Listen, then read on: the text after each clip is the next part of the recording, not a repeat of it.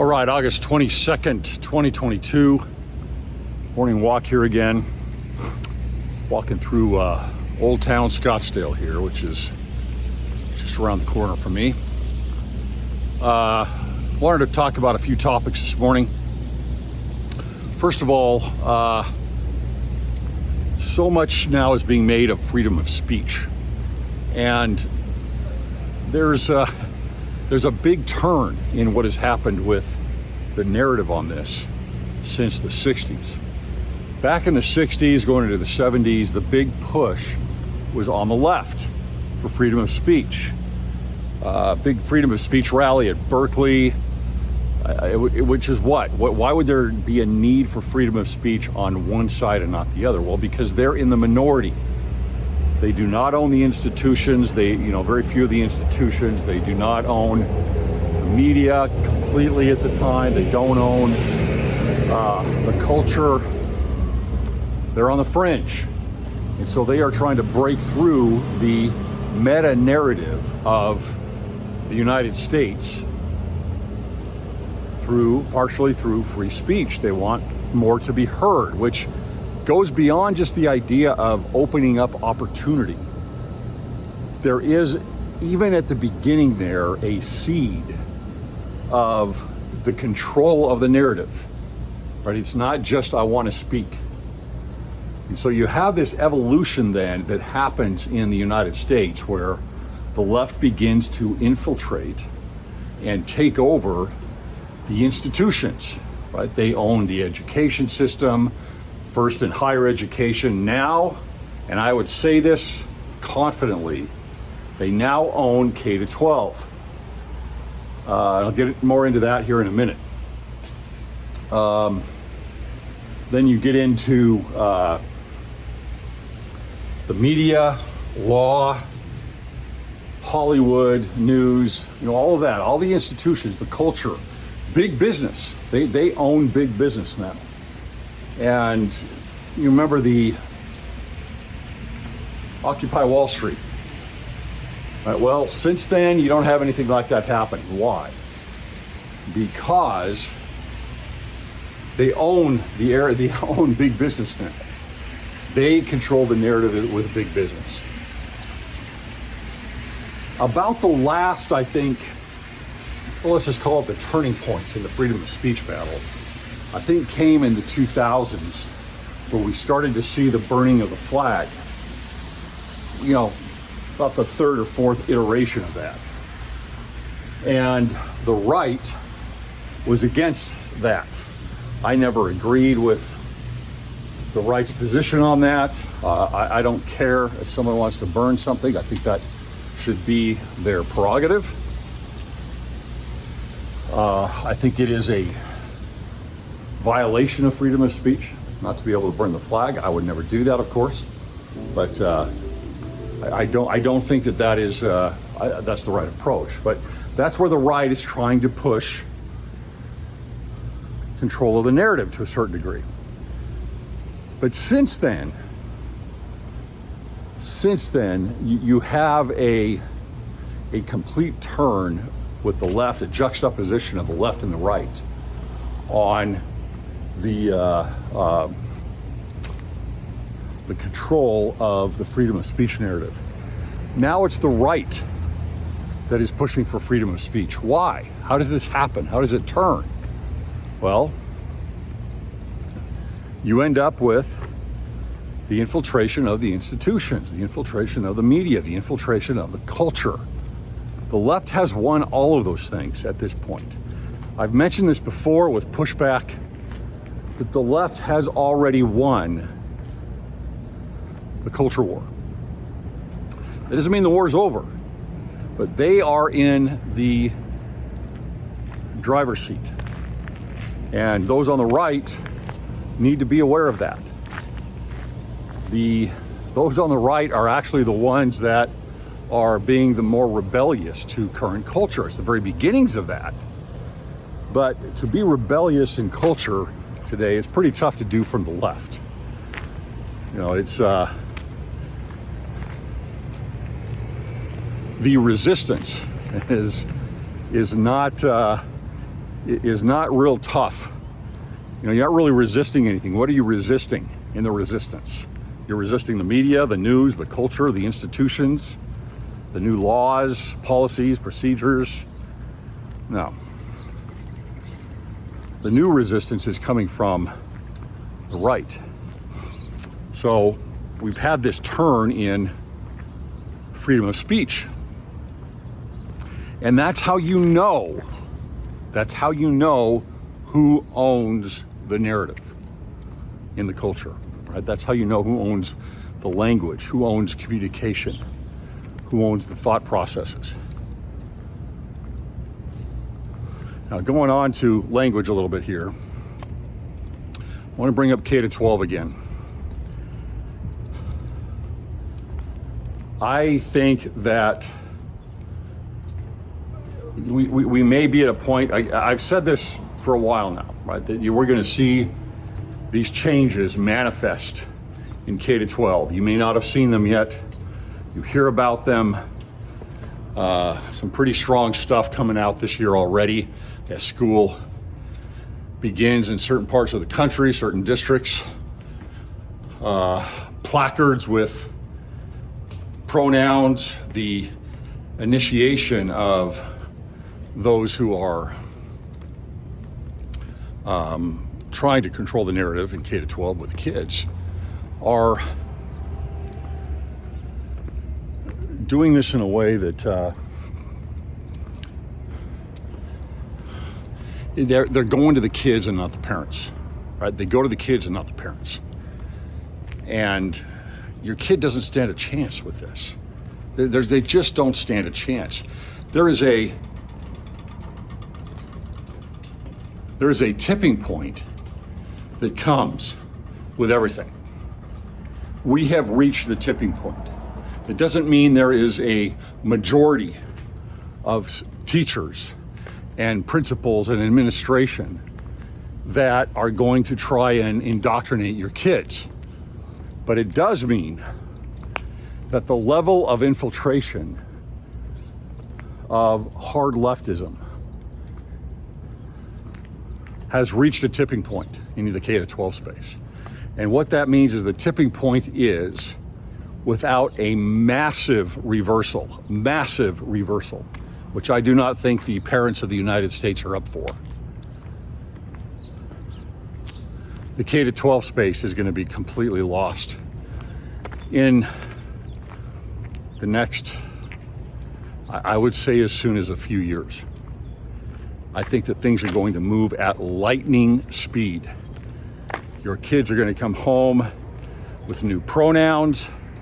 They're going to come home with video and with homework assignments that have to do with their sexuality, their sexual orientation. Diversity, equity, and inclusion will be code words for opening up their gender. For tolerance will be used for acceptance and promotion and propaganda. For now we're not going to go that way. For their for the agenda of the dissolution of gender and the dissolution of the family. I've said this so many times. There is a level of there's a difference between those that are really pushing the agenda and those that run with it. Those that run with it are almost all innocent. Those that are pushing it are not. They know exactly what they are doing. And their agenda is to destroy identity with the individual and to destroy family. That is what it is. Everything that happens with identitarianism is an attack on the family. Gender, marriage, relationship of parents and kids, all of these things can be brought back to the family. And I think We need to rally more around that proclamation on the family. It's going to come under such immense hatred that we have already got to be in a position where it is supported outright. No hesitation, no, well, but this or but that. We have got to have a rally around that family proclamation, even within the church, obviously. There are those within the church, unfortunately.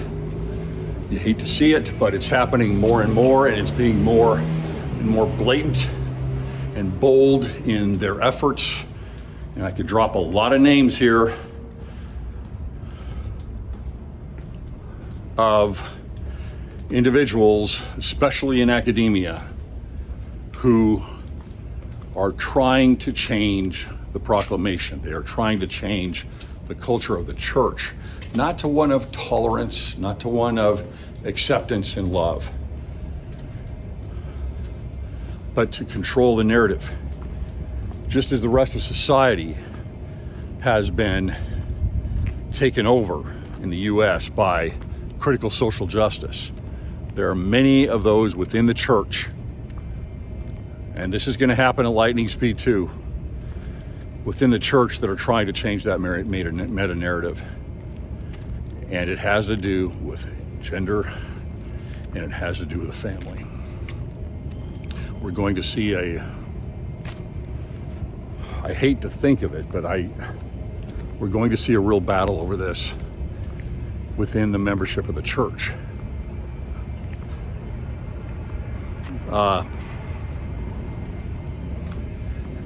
Lastly, this week, another little fun, you put Trump into the middle of anything and the hornet's nest just goes crazy. Everything now is political theater. Everything. You cannot believe what you see. Almost everything is propaganda.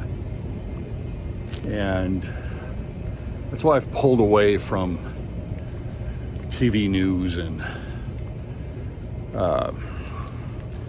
major outlets of news. These things are all, there's way too much propaganda in any of them. I pulled away from them years ago. I left local news when I was about 25 years old. It just turned silly.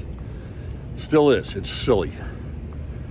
And it's all political theater. This raid on Mar-a-Lago is really interesting, no matter what you think of Trump, good or bad. Where else have we seen authorities encroach in on Trump? Well, I mean, the FISA warrant that was, we were told needed an immense amount of evidence to tap the campaign phones and Carter Page and others about, Carter Page we were told was possibly a Russian agent. That's what the news outlets were telling us. Where do we get a lot of the support for this warrant? Well, it comes from the Russian collusion story, right? The dossier, the Steele dossier. And so you get this circular move, and this is political. It's all political, right? We have evidence of an investigation. Therefore, the investigation must have evidence. So that's kind of how it's viewed. We have evidence of the investigation, and that's the push. Therefore, see, in our minds, if we're told there's evidence for this, then we're told that since there's an investigation, there must be evidence behind it. And this is a circular ploy. I'm not saying there isn't something with Trump. I don't know. Who knows? Maybe they've got something amazing, but the track record is not good. Right? The track record is not good. And so you just have to wonder. And we're starting to lose more and more because of these types of things, this politicizing everything and propagandizing everything. We are moving into a position where the faith in our institutions is dropping very, very quickly. We're becoming a banana republic. I hate to even think that, but that's what these are. These are moves toward becoming a banana republic, where we've had establishment that has been reliable. You know, nothing's ever perfect, but reliable to a degree, where there was trust in these things. Trust is faith. Faith is trust. There's a lowering of faith in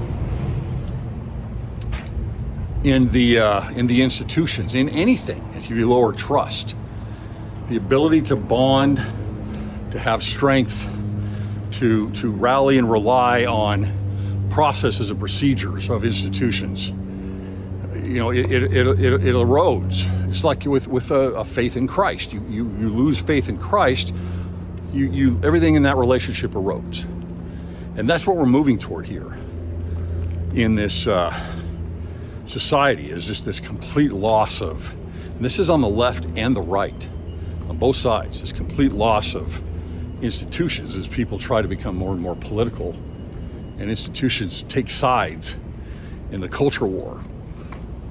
You saw early on with the raid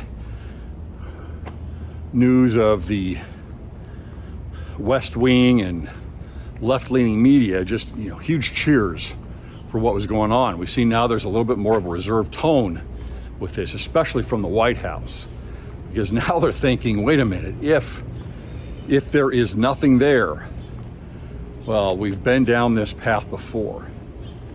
And is this basically, if there's nothing there or something very minimal,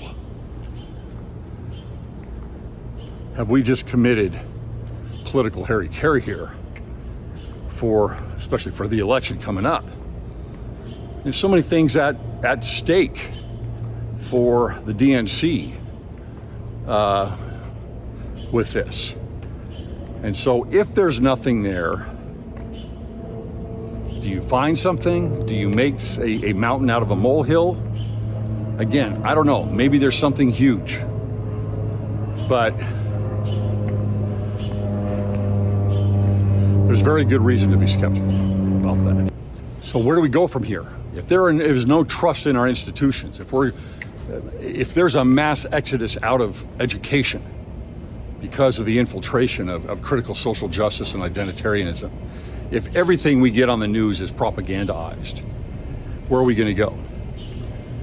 We find our own little outlets for news, listen to what we want to hear, and we all get placed into little bubbles where our outlets are preaching to the choir and we don't hear anything that we don't want to. That's called ites. That's called breaking up into ites. And we know what happens there. Thanks for listening.